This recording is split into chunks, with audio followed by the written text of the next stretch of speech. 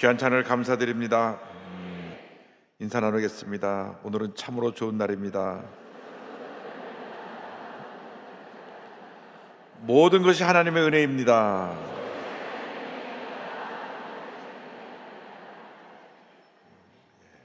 오늘 로마서 15장 16절 이하의 말씀으로 복음의 역사라는 제목을 가지고 함께 은혜를 나누기 원합니다. 사도 바울이 이방을 하는 자신의 직무에 대해서 설명하는 내용들이 오늘 말씀에 나옵니다. 사람이 한평생을 살면서 내가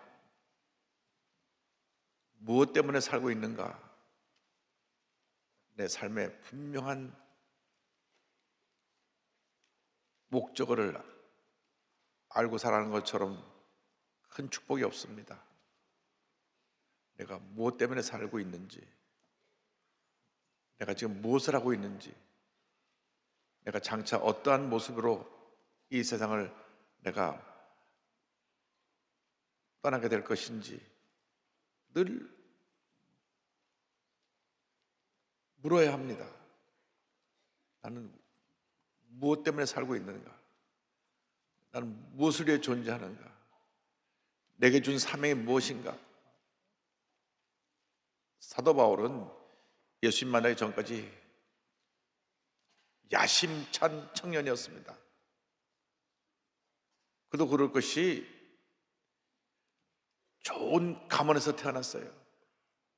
한국하고 이스라엘하고 굉장히 비슷한 점이 많습니다. 우리 한국이 자꾸 족보 따지고 가문 따지고 당신 김 한 모금 담은 무슨 김씨요? 김의 김씨 무슨 파요? 이렇게 족보를 따지는 것처럼 내가 베냐민 지파 사람으로서 바리새인 중에 바리새인이고, 바리새인이라 그러면 당시 신학적 전통으로 굉장히 존중받는 위치에 있는 분들이었습니다. 왜냐하면 성경을 그대로 다 지켜 행하고 하나님 앞에서 가장 인정받는 모습이라고 생각했던 그들의 자부심이 있었기 때문에 바리새인 중에 바리새인이다 한 말은 내가 양반 중에 양반이요, 이렇게 비슷한 거예요. 자, 우리나라에서 혈연 따지죠. 또 학연 따지죠. 어느 대학 나왔어? 내가 가말리엘 문화생이요. 사도 바울이 가말리엘이라고 하는 당시 최고의 학자 밑에서 배웠어요. 가말리엘 학파에 내가 가장 인정받고 총무받는 그러한 영적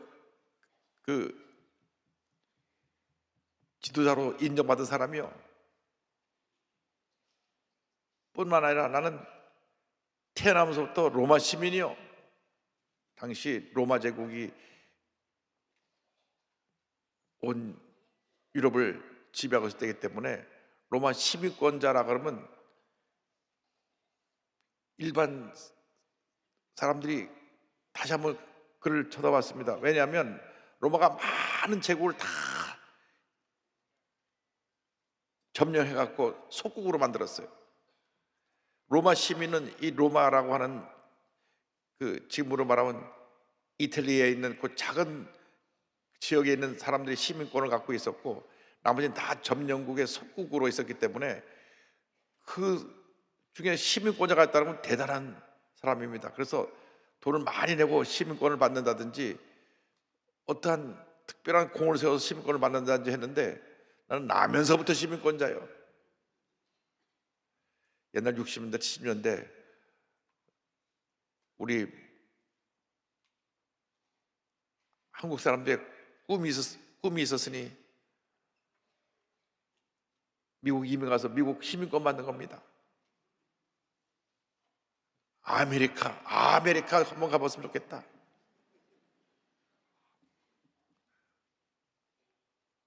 왜냐면 그때 한국이 너무나 못 살았고 미국이 너무나 잘 사는 나라가 돼서 우리나라로 와서 많은 구제품을 줬거든요. 그러니까 그 당시 먹을 것이 없는데 미국 군부대에서 나오는 PX에서 나오는 거 하나만 갖다 놓으면 그냥 맨밥에다가 바다 하나 뜨거운 밥에 녹여가고 간장 부벼 먹으면 야, 그럴 때가 있었어요. 그러니까 뭐 미제라 그러면 또 헷가닥 해가지고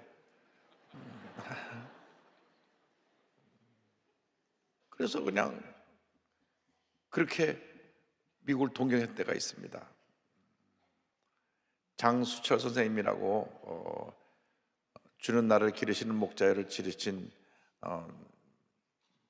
선생님이신데 유명한 작곡자고 지휘자이기도 합니다. 그분이 지은 노래로 전 세계에 알려진 노래가 뭐냐면 단일종이 땡땡땡 널리 널리 퍼진다. 그 노래를 그분이 지어가지고 전 세계 사람들이 부르는 크리스마스 캐롤 중에 하나가 됐습니다. 이분이 선명회라고 하는 한국 고아들만 모아가지고 합창 지도를 했어요. 그래가지고 선명회 합창단을 데리고 미국 전체 순회를 합니다. 그런데 얼마나 저들의 찬송이 그때 합창이 미국 사람들의 감동을 줬는지 미국 사람들이 그 찬송을 다 울었어요. 야, 한국에서 온 고아들이 저렇게 찬양을 부르는구나. 너무 감동을 받아가지고 이 선명회 합창단을 막 미국 전역에서 가는 곳마다 환영을 하고 많은 후원을 해주고, 그때 이제 그 선명회 합창단 부단장으로 함께 갔던 분이 저희 고모부신데, 저희 고모부님이 미국 한번 갔다 오시고 나서지만 우리 곽선희 목사님하고 신학교 동기신데 목사님이신데 미국 가야 되겠다고 그러셔서 그 옛날에 미국 가셔가지고 워싱턴 중앙장로교회를 세웠는데, 워싱턴 중앙장로교회가 지금 워싱턴 지역에 7천 명이 모이는 최대 교회가 됐습니다. 미국에서 7천 명이면요 한국에 7만 명이 넘는 큰 교회입니다. 제가 얘기가 조금 옆으로 갔는데 어쨌든 사도 바울이 그래 자랑할 거리가 많았는데 예수 믿고 나서 이 모든 걸 다 분투같이 버리고 나의 평생 자랑은 오직 예수님 한 분밖에 없습니다. 제가 오늘 마지막 수요일 날에 사도 바울의 그 과거 얘기를 쭉 한 것은 오늘 우리가 우리의 자랑거리를 다 내려놓자고 하는 겁니다. 내가 지금까지 어떻게 살았는데 하는 이 자랑거리를 다 내려놓아야 됩니다. 사도 바울이 자랑거리를 예수 믿고 나서 예수님을 만나고 난 다음에 다 내려놓았어요. 다 내던져 버렸어요. 그리고 15장 16절에 보니까 나를 이방인의 사도로 세워줬다. 이 16절 다 같이 보겠습니다. 이 은혜는 곧 나로 이방인을 위하여 그리스도 예수의 일꾼이 되어, 내가 예수 믿고 나서 깨달은 것을 보니까 나 같은 죄인을 택하여 하나님 자녀 삼아주시고 나에게 사명을 주셨는데, 이방인들, 유대인들 말고 유대인들이 사람 이하로 취급하는 이방인들, 예수를 모르는 수많은 사람들을 위해서 복음을 전하는 사도로 날 부르셨습니다. 한평생 사도 바울은 예수를 모르는 이방인들에게 복음을 전하다가 AD 60년경에 로마 네로 황제 때 순교를 당하는데, 로마 시민권자이기 때문에 그 순교를 당할 때도 일반 다른 사람처럼 사형을 받은 것이 아니고 사형에 단계가 있어요. 아주 국가를 반역하고 흉악한 죄를 지은 사람 십자가에 달려가고 며칠 동안 죽음의 고통을 최대한 길게 느려서 죽게 한 건 십자가형이 가장 큰 형벌이고, 그 다음에 화형, 불에 태워서 죽이는 사형 선고, 또 로마 원형경장에서 짐승의 사대에게 물어뜯겨 죽게 하는 그러한 사형, 제일 사형 중에 약한 사형형이 뭐냐면 목 베어 죽이는 참수형. 근데 사도 바울은 로마 시민권자이기 때문에 참수형으로 그가 목 베어 죽임을 당했습니다. 베드로는 유대인이었기 때문에 십자가에 달려서 난 예수님처럼 똑바로 십자가에 달릴 수 없습니다. 거꾸로 달아주십시오. 거꾸로 십자가에 달려서 순교했습니다. 그래서 나는 이방인을 위해서 택함을 받았다. 그가 예수님 만났을 때가 한 AD 30년, 30살 때쯤 됐다고 생각하면 그가 순교할 때가 한 60세 정도, 30년은 나를 위해 살다가 후반부 3년 예수님을 살던 이 사도 바울. 그래서 사도행전을 보면 1장부터 12장까지는 유대인을 위해서 복음을 전한 베드로의 얘기가 나오고 13장부터 28장까지는 이방을 위해서 복음을 전한 사도 바울의 얘기가 나옵니다. 내가 맡겨진 직무가 뭐냐? 16절 하반절입니다. 다 같이 보겠습니다. 하나님의 복음의 제사장 직분을 하게 하사 이방인을 제물로 드리는 것이 성령 안에서 거룩하게 되어 받으실 만하게 하려 하심이라. 나를 복음의 제사장으로 세우셨습니다. 제사장은 백성들의 죄를 대신해서 하나님께 제물을 드리는 자인데, 나는 복음의 제사장이 되어서 죄 가운데 있는 이방인들을 예수 믿게 하고 그들이 의로운 자가 되어서 거룩한 모습으로 변화되어 하나님께 드려지는 산 제물이 될 수 있도록 하게 하는 것이 나의 사명입니다. 여러분들의 삶이 뭐냐? 죄 가운데 있는 사람들을 구원해서 예수 믿게 해서 그들을 거룩한 삶으로 변화시켜서 하나님 앞에 드려지는 거룩한 산 제물로 만든 것이 우리 모두의 사명인 줄로 믿습니다. 그래서 본인이 하나님의 부름받은 목적은 바로 그것이라고 사도 바울은 설명합니다. 그래서 이방을 위한 자신의 선교 사역에 대해서 계속 이어서 설명합니다. 그런데 나는 그리스도 안에서 나의 자랑할 것이 아무것도 없다. 17절 보겠습니다. 그러므로 내가 그리스도 예수 안에서 하나님의 일에 대하여 자랑하는 것이 있거니와. 나는 내 자랑할 것은 아무것도 없고 하나님의 일에 대해서 자랑할 것이 있다. 그것이 뭐냐면 자기를 통해서 예수님을 전하게 한 것입니다. 사도 바울은 그리스도께서 자기를 통해 역사하신 것만 언급할 것을 말했습니다. 18절 상반절 보겠습니다. 그리스도께서 이방인들을 순종하게 하기 위하여 나를 통하사 역사하신 것 외에는 내가 감히 말하지 아니하노라. 우리가 가는 곳마다 우리가 전해야 될 것은 예수 그리스도이십니다. 예수 그리스도. 내가 만난 예수님, 나를 변화시켜서 오늘 여기까지 있게 하신 예수님, 한평생 예수님만 자랑하고 예수님만 선포하고 예수님 위해 살다가 예수님 부르실 때 오라 주님 앞에 가는 것이 우리의 삶의 목적이 되어야 할 것입니다. 누가 뭐라 그래도 우리 조영 목사님을 우리가 본받아야 될 것은 전 세계를 다니며 예수님을 전한 것입니다. 수천 수많은 사람들이 말씀 듣고 예수님을 믿었습니다. 우리가 그 복음을 듣고 예수를 믿고 오늘 이 자리에 와서 앉아 있는 것입니다. 한평생 복음을 전하다가 주님께서 은퇴 후에도 13년이나 말씀을 전하게 하시고 그리고 부르셨는데, 여러분 우리에게 주신 사명을 깨달아 알아서 우리 호흡 타는 그날까지 복음의 증인으로 살아가는 우리 모두가 되어야 할 것입니다. 우리가 그것만 자랑해야 돼요. 오늘 장로님이 기도하시고 또 찬양대가 찬양한 것처럼 모든 것이 하나님의 은혜입니다. 그 외에는 할 얘기가 없어요. 모든 것이 하나님의 은혜입니다. 나의 나된 것이 하나님의 은혜예요. 지난 주일날 루비 캔드릭 선교사 편지를 읽을 때 많은 분들이 울었는데, 그 젊은 나이에 와서 꽃다운 인생을 하나님께 드린 겁니다. 와서 오래 사역한 것도 아니고 딱 9개월 또 그 젊고 아름다운 여선교사님이 와서 그렇게 삶을 하나님께 드렸어요. 얼마나 그 귀한 삶인지. 그분 때문에 수많은 젊은이들이 너도 나도 다 한국으로 달려온 것입니다. 그래서 한국이 복음화된 것입니다.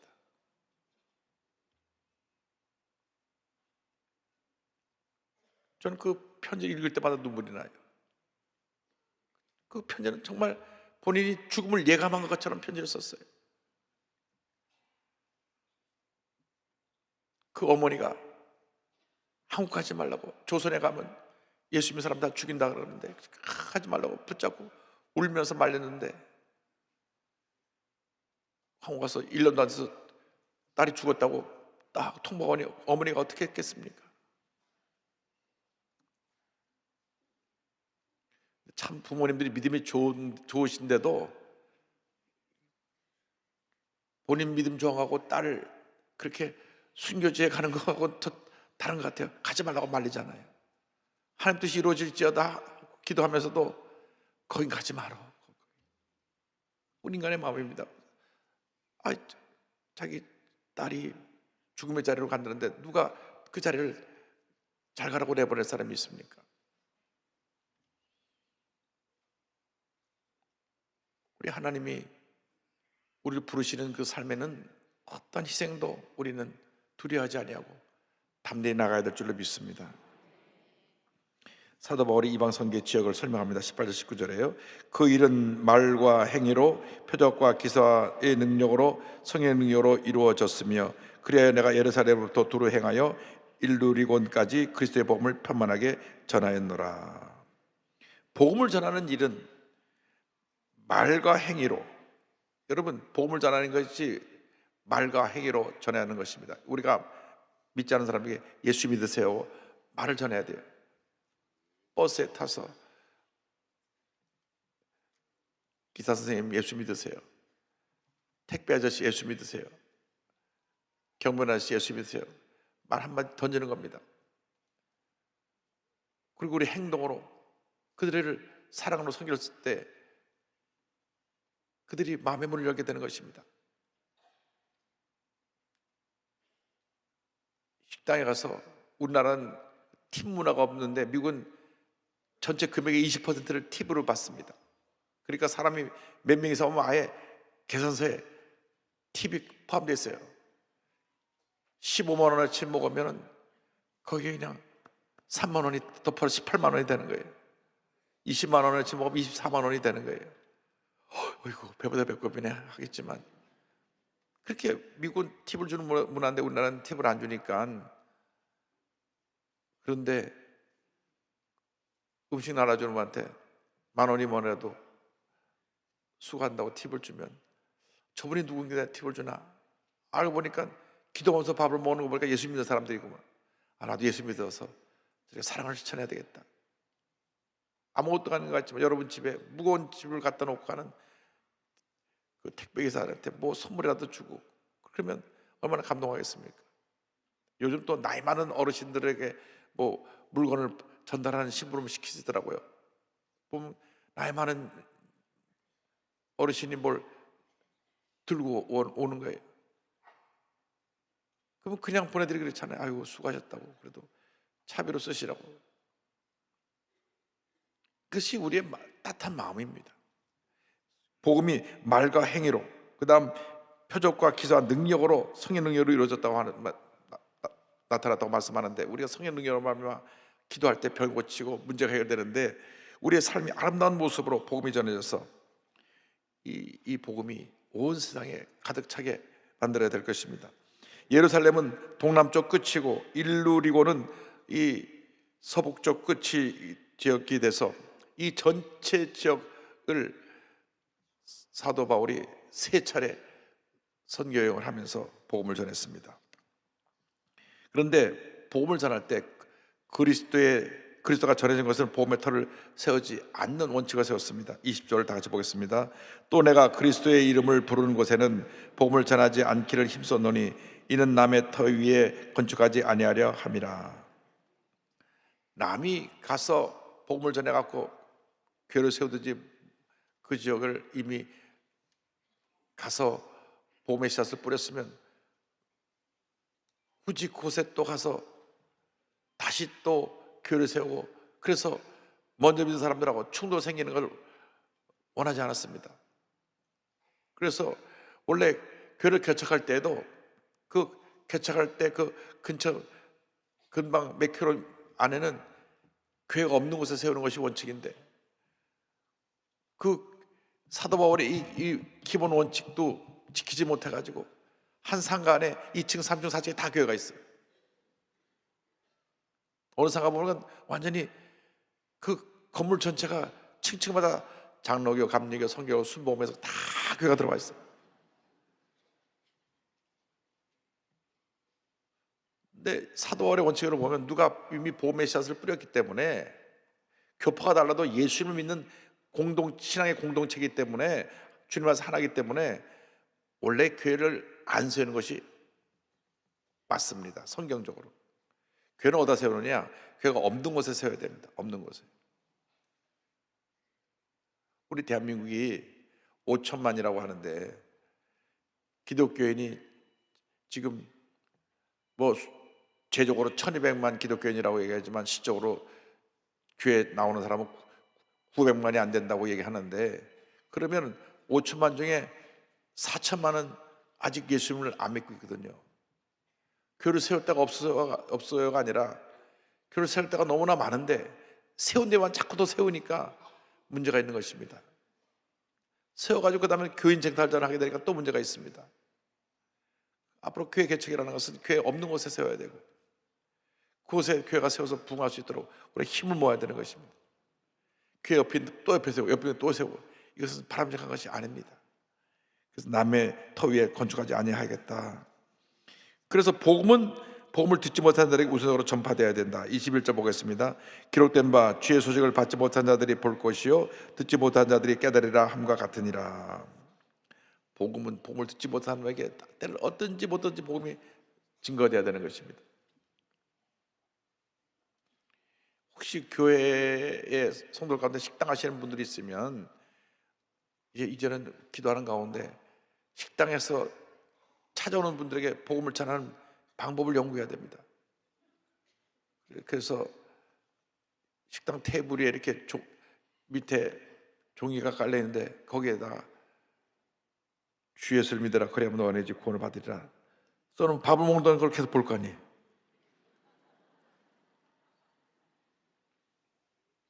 그렇다고 해서 그 집 밥이 맛있는데 그 써놨다고 안 올 사람 없잖아요. 밥 먹으러 와야죠. 먹으면서 보는 거예요. 천천히 먹는 사람 더 오래 보고, 빨리 먹는 사람 좀 덜 보겠지만 보는 겁니다. 그 젓가락을 넘는 종에도 주 예수를 믿으라 그래야만 너와 내 집 구원을 받으리라 빼면서 볼까 하면 주 예수를 믿으라 그러면 너와 내 집 구원을 받으리라. 우리가 때를 어든지 뭐든지 복음을 전해야 됩니다. 이 말씀 이사야 50장 15절의 인용인데, 그가 나라들을 놀라게 할 것이며 왕들은 그로 말미암아 그들의 입을 봉하리니 이는 그들이 아직 그들에게 전파되지 아니한 것을 볼 것이요 아직 듣지 못한 것을 깨달을 것입니다. 이 말씀인데요, 우리가 아직도 주위에 예수 믿는 사람이 너무나 많습니다. 왜 이단들은 그렇게 막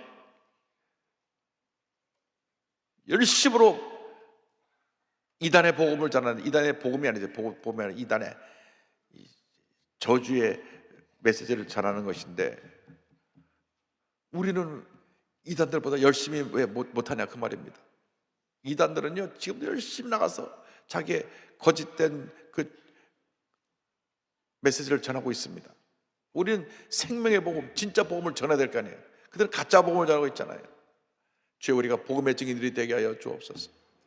복음의 증인들이 되게 하여 주옵소서. 그래서 우리가 한평생 복음의 증인으로 살게 되기를 바랍니다. 사도 바울의 마지막 꿈은 로마로 가는 것입니다. 로마로 가서 이제 미래에 대한 계획을 밝히는데, 로마에서 서바나, 지금 말하면 스페인, 그때 그들이 갈 수 있는 끝을 스페인으로 봤어요. 거기까지 가서 복음을 전하는 것이 꿈인데 그걸 밝힙니다. 로마서의 복음 전파 22절 다 같이 보겠습니다.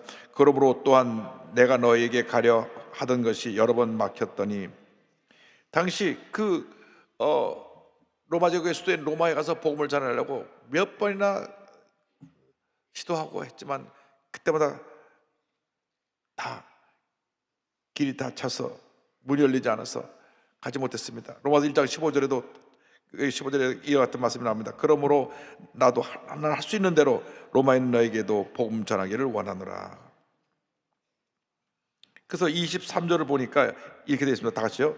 이제는 이 지방에 일할 곳이 없고 또 여러 해 전부터 언제든지 서바나로 갈 때 너에게 가기를 바라고 있었으니. 이 편지를 고린도에서 쓰고 있습니다.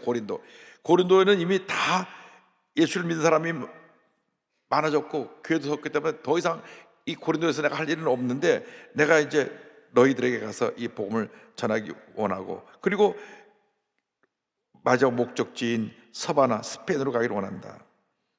실제로 사도 바울은 고린도에서 이 편지를 보낸 다음 마게도냐와 아가야 지방에서 구제헌금을 모아가고 예루살렘으로 왔다가 그 다음에 로마로 가게 되고 로마에서 그의 삶이 마쳐지게 됩니다. 24절 보겠습니다. 이는 지나가는 길에 너희를 보고 먼저 너희와 사귐으로 얼마간 기쁨을 가진 후에 너희가 그리로 보내주기를 바람이라. 그래서 본인이 원하는 것은 이제 내가 로마에 가서 너희들과 함께 신앙의 교제를 나누고 말씀도 전하고 그동안 로마에서 예수 믿는 사람들이 얼마나 주님을 잘 섬기고 있는지 너희들의 선교 보고도 좀 듣고, 그리고 너희들이 이제 나를 다시 거기서 서바나로, 이 지구의 끝으로 생각되는 서바나로, 스페인으로 나를 보내주기를 원한다 하는 그 편지를 보냅니다. 이 편지를 보낼 때 고린도에서 보내면서 곧 본인이 로마로 가게 된다는 확신이 있었습니다. 근데 하나님은 하나님의 방법을 우리 인간의 생각과 다릅니다. 예루살렘으로 갔다가 그가 고발당해 갖고 죄수의 신분으로 붙잡혀서 로마로 가게 만들고, 로마에서 그가 순교하고 그가 이루지 못한 서바나, 스페인 그 지역에는 그 후에 사도 바울이 뿌린 씨앗에 열매가 맺어서 그 다음 사람들이 가서 서바나와 또 온 지구 끝까지 오늘날 이 대한민국까지 복음의 증거가 되어져서 전 세계 인구의 3분의 1이 예수님을 그리스도로 믿는 놀라운 은혜가 임하게 된 줄로 믿습니다. 그러나 아시아권에는 전 세계가 복음화되고 있는 중에 가장 복음화율이 낮은 것이 아시아권이고, 아시아권의 3분의 2가 아직도 예수님을, 3분의 2 이상 예수를 모르기 때문에 힘써 복음을 전해야 됩니다. 힘써 복음을 전해야 되는데 우리 대한민국이 50%는 예수를 믿어야 됩니다. 아멘 소리가 옆에밖에 안 나는데 50%는 예수를 믿어야 됩니다. 왜냐? 그래야 통일시대가 열립니다. 그래야 통일시대가 열립니다. 분명히 말씀드리는데 북한은 78년 동안 달라진 것이 하나도 없습니다. 하나도 안 달라졌습니다. 지금까지도 위대한 수령 김일성 어버이입니다. 위대한 하나님, 우리가 믿고 의지할 만군의 야훼 하나님, 우리의 구세주 예수님을 보내준 하나님을 믿어야 되는데 하나님의 자리에 김일성이 떡 있어가지고 전국 어디 나가면 하고 있는 동상 앞에서 절을 하고, 제가 얼마나 놀랐냐면요, 북한에 가면 묘향산에 김일성이 전 세계 사람들에게 다 받은 그 선물들을 빌딩을 몇 개 놓고 다 진열해 데가 있습니다. 그 가보니까 놀란 것이, 우리가 남북이 완전히 대치돼 갖고 북한 간첩들은 붙잡으면 다 사형시킬 그 박정희 대통령 때도 선물들을 다 보내고 거기 가보니까 다 있더라고요. 그리고 빌리그람 목사님 보낸 비둘기 선물도 있고, 또 조영희 목사님 보낸 그 신약병원 할 때 보낸 선물도 거기 다 전시되어 있는데, 가다가 안내하는 분이 잠깐 다음 방에 들어가기 전에 좀 복장을 좀 잘 이렇게 정돈을 하시라고. 이제 우리 경애하는 수령님 뵈러 들어간다고. 그래가지고 다음번에 방에 탁 문 열고 탁 들어가는데요, 저 끝에 밀랍으로 만든 김일성 저 동상이 여기 있는데, 키는 한 3m 정도 되고 환하게 웃게 만들어 놓고, 웃는 얼굴 모습의 뒤에는 아주 그 환한 빛으로, 그 다음에 그 밑에는 온갖 꽃과 뭐 아름다움을 해갖고 탁 들어갔는데, 들어가면 압도가 되게 만들어놨어요. 그 따라들었는데 견해 하니까 그냥 얼떨떨하게 견해하게 생겼더라고. 경례 딱 사진 찍힐 테니까 앞에 사람 다 90도 90도 딱 정리하더라고요. 정리하는데 나는 뒤에서 이렇게 서 있다가 이제 나왔는데, 그 다음에 내가 놀란 거예요. 안내하는 그 안내자가 눈물을 흘리는 거예요. 제가 남쪽에서 오신 선생님들 모시고 위대한 수령님을 배우니 통일이 다 온 것 같아 눈물이 나옵니다. 아니 여러분 묻지만요, 진짜 눈물을 막 툭툭 흘리면서 제가 정지용 선생님도 모시고 여기 왔었는데 이번에는 너무나 그때보다 감동이 더 큽니다. 남쪽 대표단이 이거 와서 수련을 배우니 곧 통일이 이루어진 듯 합니다. 그래서 제가 이분들이 얼만큼 김일성을 신으로 섬기고 있는가 그때 배웠어요. 알게 됐는데 예수님 외에는 북한을 변화시킬 능력이 없습니다. 예수님을 구세로 영접하고 하나님을 섬기는 나라가 될 때 북한이 이 저주와 절망에서 벗어날 수 있게 될 것입니다. 그래서 여러분들이 나만이 먼저 보고만 돼야 돼요. 이렇게 막 물고 뜯고 싸울 때가 아니에요. 지금 이럴 때가 아니에요. 북한은 막 핵만 들어가고 뭐 난리인데 이럴 때가 아니에요. 열심히 전도할 때입니다. 2024년도에 5만 명 전도. 할렐루야. 이 영상을 함께하는 모든 제자교회 전국 650여 교회마다 다 갑절로 부흥, 온 한국이 복음으로 뒤덮이고 큰 부역사 일어나는 2024년 맞이하게 되기를 주님의 이름으로 축원합니다. 축원합니다. 축원합니다. 기도하겠습니다. 사랑과 은혜와 자비가 원하신 하나님 아버지, 주님 오실 날 멀지 않은 이때에 우리가 힘써 복음을 전하여 전국 방방곡곡에 더 많은 교회가 쓰고 모든 교회가 갑절로 부흥하고 한국 인구 절반이 예수를 믿어서 통일시대를 이뤄갈 때 북한이 1,500만을 다 전도하는 귀한 역사를 이룰 수 있도록 주님 도와주옵소서. 예수님의 이름으로 기도 올리옵나이다. 아멘. 아픈 자리에 손을 꼭 가슴에 손을 꼭 기도합니다. 사랑과 은혜와 자비가 무한하신 하나님 아버지, 이 시간 주님이 친히 안수하여 주시옵소서. 나사렛 예수 그리스도 여러분 안에 모든 질병은 떠나갈지어다. 모든 문제도 떠나갈지어다. 개인의 문제, 가정의 문제, 생활의 문제, 자녀의 문제, 직장의 문제, 모든 문제는 떠나갈지어다. 머리부터 발까지 모든 질병은 물러가라. 심한 두통, 불면증, 우울증, 노려제, 각종 정신질환은 물러갈지어다. 눈과 코와 입과 목의 질병은 떠나가라. 어깨, 척추, 허리, 관절의 병이 물러갈지어다. 심장병, 위장병은 떠나가라. 고혈압, 당뇨도 물러갈지어다. 악성 종양과 암은 떠나가라. 피부병, 난치병, 불임증도 물러갈지어다. 온몸의 건강이 임할지어다. 치료 회복이 임할지어다. 자녀를 위한 모든 기도가 응답될지어다. 가정과 생활과 직장과 사업, 범사에 하나님의 축복이 임할지어다. 기도하고 구한 것은 받은 줄로 믿어라. 감사하고 예수님의 이름으로 기도 올리옵나이다. 아멘. 지금은 우리에게서 주 예수 그리스도의 무한하신 은혜와 하나님 아버지의 크고 넓으신 사랑과 성령의 감동감화 인도고통 충만하게 하심이 모든 것이 주님의 은혜임을 고백한 주님의 귀한 백성들 위해 지금부터 영원토록 함께 있을지어다. 아멘.